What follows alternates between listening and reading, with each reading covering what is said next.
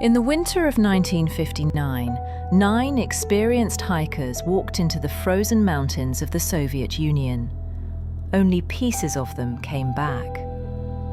Deep in the Ural Mountains, expedition leader Igor Dyatlov led his team toward a peak the local Mansi people called Dead Mountain. Not because of avalanches, not because of weather, but because no one ever returned. Yet they went anyway, young, strong, highly trained, until one night something happened so terrifying they sliced their way out of their own tent and ran barefoot into -30 degrees. Something was out there, and whatever it was, they thought it was worse than freezing to death.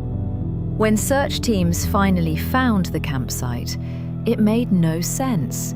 The tent was still standing, food was inside, boots, coats, cameras, but the tent had been cut from the inside. The hikers didn't leave normally. They didn't walk, they fled. Their footprints showed them running, some in socks, some barefoot, one wearing only underwear, into a frozen forest.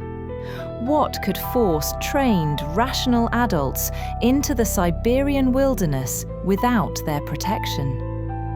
Days later, they discovered the first bodies. 2 under a tree, barefoot, fingers raw and broken. Another lying as if he tried to crawl back to the tent, frozen, eyes wide, faces locked in terror. But that was only the beginning. When the remaining bodies were found, investigators grew silent. One woman's tongue was missing.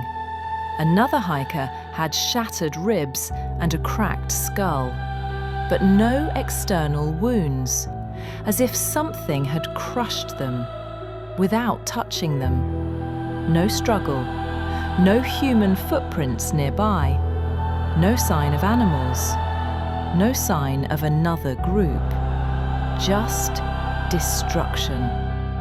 Even stranger, some of the clothing tested positive for radiation, not normal levels, not explainable levels, military levels.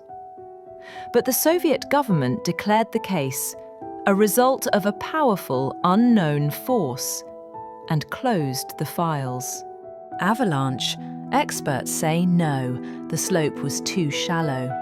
Hypothermia-induced panic? Maybe, except that doesn't explain the internal injuries. Secret Soviet weapons testing? Very possible, but never admitted. Local tribes? No evidence, and they had no reason. But here's the theory that still terrifies investigators.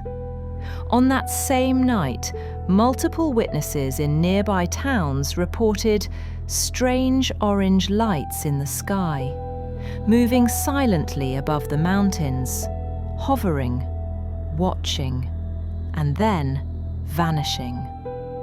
Was it military or something older, something not human?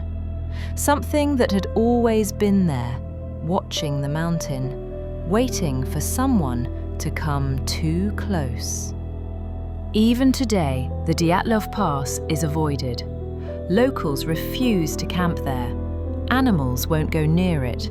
Electronics malfunction. Compass needles spin. And people who stay too long report the same feeling, being watched. As if something in that mountain remembers what happened and doesn't want it repeated. 8 of the 9 hikers died that night. 1 died later in hospital. But the most disturbing part, their cameras were recovered.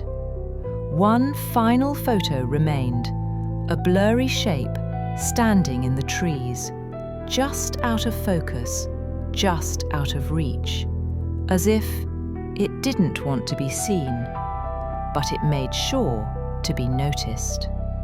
So what really happened on Dyatlov Pass?